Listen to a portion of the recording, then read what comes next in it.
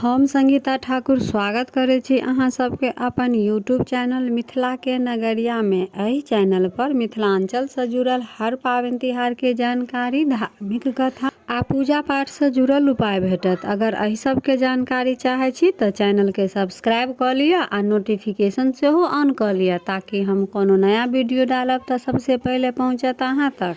आई के एहि वीडियो में बुझब जे पूस मास के अन्हरिया पक्ष के एकादशी कहिया अछि। ई एकादशी के महत्व आ कथा सेहो सुनाब। कोनो मासक एकादशी भगवान विष्णु के समर्पित छनि। मानल जाइए जे व्रत में सबसे श्रेष्ठ व्रत एकादशी अछि। एकादशी व्रत नियम निष्ठा से अगर करब तो भगवान हरि के कृपा बड़ जल्दिए प्राप्त हैत। हर महीना में दूटा एकादशी अबै अछि, एकटा अन्हरिया पक्ष में आ दोसर इजोरिया पक्ष में। सब एकादशी के अलग अलग नाम, अलग अलग महत्व आ अलग अलग कथा अछि। मान्यता अछि जे अगर व्रत नहीं कऽ पबै छी तऽ एकादशी के दिन व्रतक कथा सुनि लेला से भगवान विष्णु प्रसन्न भऽ जाइ छै। पूस के अन्हरिया यानी कृष्ण पक्ष के एकादशी 7 जनवरी रवि दिन है। एकादशी तिथि शुरू भऽ जायत 6 जनवरी के राति से 12:41 से आ समाप्त हैत 7 जनवरी के राति में 12:48 पर। तब भरि दिन 7 जनवरी के एकादशी तिथि रहत आ पारण अछि 8 जनवरी सोम दिन भिनसर के 7:25 से 10:51 के बीच में। तब पूस मास के अन्हरिया पक्ष के एकादशी सफला एकादशी कहाइ अछि। सफला एकादशी केला से सब पाप से मुक्ति भेटै अछि, सुख समृद्धि आ सौभाग्य में वृद्धि होइ अछि, मान सम्मान इज्जत प्रतिष्ठा से प्राप्त होइ अछि आ अंत में मोक्ष के प्राप्ति सेहो होइ अछि। तऽ सफला एकादशी केला के महत्व तो बुझलहुँ।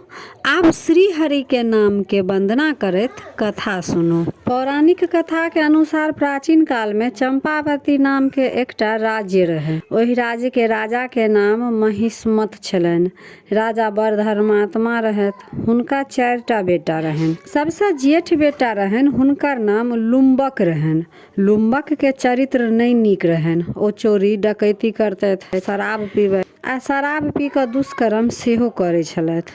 ई सब देख कर राजा महिष्मत के बड़ कष्ट होइ छलनि। बेटा के सत्य राह पर चले के लेल बहुत बेर कहलखिन। लुम्बक नहीं तो माता पिता के सम्मान करथिन आ नहीं हुनका देवता से डर होइन। एक दिन लुम्बक अपने राजमहल में चोरी करैत पकड़ा गेलथि। तऽ राजमहल के सैनिक सब पकड़ कर राजा लंग अनलकनि। तऽ राजा लुम्बक के राज्य से बाहर निकाल देलखिन आ कहलखिन एहि राज्य में अहाँ फेर कहियो नहीं आब। राजा के सैनिक लुम्बक के खूब घना जंगल में छोड़ गेलनि। तऽ जंगल में एकटा विशाल पीपल के वृक्ष रहे। ओहि वृक्ष के नीचा में लुम्बक रह लागलथि। दिन में शिकार करतथि आ राति में नगर में जाकर चोरी करतथि। चोरी केलहा धन से दारू शराब पी। अहिना समय बीत रहल छल। जखन पूस के महीना अयलै तऽ ठंडी खूब बढ़ि गेलै।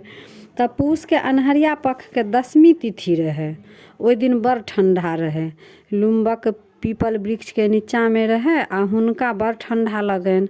आ जखन राति भेलै तऽ और खूब ठंडा बढ़ि गेलै। ततेक ठंडा पड़ऽ लगलै जे ओ भरि राति जगले रहे आ ठंड के कारण भिनसर होइत होइत तक उ ततेक बीमार भऽ गेलै जे अगला दिन जे दिन एकादशी तिथि रहे ओ दुपहरिया तक बेहोशे पड़ल रहि गेलै। दोपहर के बाद कनी होश एलनि तऽ सोचलथि जे खाय के कुछ इंतजाम कऽ ली। उ सोचि कऽ जंगल में गेलथि। ओतऽ शिकार नहीं कऽ पेलखिन। उ ततेक बीमार छलखिन आ अंदर से ततेक कमजोर भऽ गेल छलखिन कि उ शिकार नहीं कऽ पेलखिन। फेर घुमि कऽ अपन एलखिन वएह पीपल वृक्ष के नीचा में आबि कऽ बैस गेलखिन। ओतऽ अगल बगल में जे फल के गाछ सब रहे वएह में से कुछ फल तोड़ कऽ आनलखिन। ताबे साँझ पड़ि गेल छलै, सूर्यास्त भऽ गेल छलै। तऽ लुम्बक उ फल सबके लऽ जाकऽ पीपल के वृक्ष के जड़ि में राखि कऽ विष्णु भगवान के ध्यान करऽ लगलखिन आ मोने मोने भगवान से वंदना करऽ लगलखिन जे प्रभु आब बड्ड कष्ट होइया। कतऽ राजमहल में अतेक सुख सँ रहै छलहुँ आ एहि जगह एकटा भोजनो नहि ठीक सँ मिलैया। आइ ठंड में पड़ल छी, बहुत कष्ट होइ अछि। आ जतेक उ जे दुष्कर्म केने रहथि राजमहल में रहि कऽ, तकर पश्चाताप करै छलथि आ सोचै छलथि जे बहुत गलती केलहुँ, ताहिसँ हमर ई कष्ट भोगऽ पड़ैया हमरा। आ ओहो दिन बहुत ठंडी रहै, भरि राति फेर जगले रहि गेलथि। एना कऽ कऽ अनजाने में ही लेकिन एकादशी के व्रत भऽ गेलनि। भगवान विष्णु प्रसन्न भऽ गेलथि आ व्रत के प्रभाव सँ लुम्बक द्वारा कैल पाप सब नष्ट भऽ गेल। जखन भिनसर भेलै तऽ एकटा सुंदर आ तेजस्वी घोड़ा लुम्बक लग आबि कऽ रुकलथि। तखने आकाशवाणी भेलै जे लुम्बक, हम अहाँके एकादशी व्रत सँ बहुत प्रसन्न छी, ताहिसँ हम अहाँ लेल एकटा घोड़ा भेजलहुँ। एहि घोड़ा पर बैठ कऽ अहाँ अपन राज्य के चलि जाउ। लुम्बक अपन राज्य लौट एलथि आ सबटा कथा अपन पिता श्री महिष्मत के कहलखिन।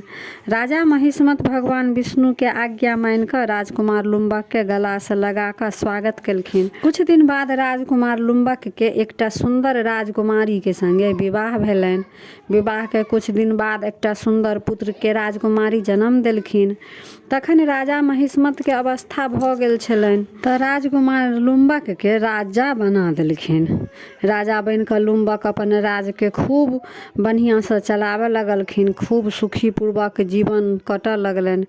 फेर हिनकर अवस्था भेलनि तऽ इहो अपन राज पुत्र के हाथ दऽ देलखिन, हुनका सौंप देलखिन आ अपने हरि भजन में लागि गेलथि। एकादशी के व्रत तऽ करिते छलथि, ओहि व्रत के पुण्य सँ अंत में मोक्ष के प्राप्ति भेलनि। तऽ इएह रहा एकादशी व्रत के कथा। एकादशी व्रत केला सँ मनुष्य के सब पाप नष्ट भऽ जाइ छै। मनुष्य सुखी जीवन व्यतीत कऽ कऽ अंत में मोक्ष के प्राप्ति सेहो करै छथि। तऽ वीडियो केहन लागल कमेंट जरूर करब आ नीक लागल तऽ लाइक शेयर सब्सक्राइब कऽ कऽ मैथिली भाषा के सपोर्ट जरूर करब। जय मिथिला, जय मैथिली।